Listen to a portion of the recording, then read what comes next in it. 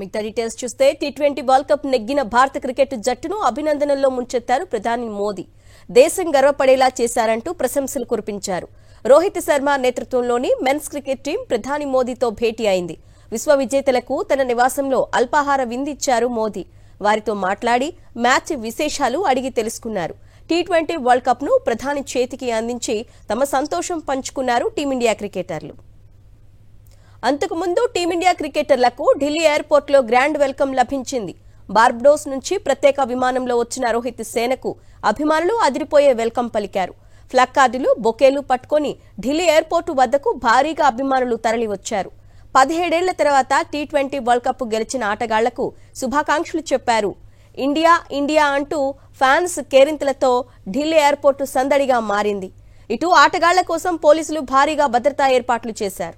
అనంతరం ప్రత్యేక విమానంలో టీమిండియా బృందం ముంబైకి బయలుదేరింది.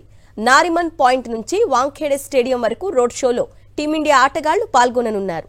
అక్కడ జట్టు, కోచ్, సహాయక సిబ్బందిని సత్కరించి బీసీసీఐ ప్రకటించిన 125 కోట్ల పారితోషికం అందజేయనున్నారు. సాయంత్రం 5 గంటలకు మెరైన్ డ్రైవ్ విజయోత్సవ ర్యాలీలో ఆటగాళ్లు పాల్గొననున్నారు.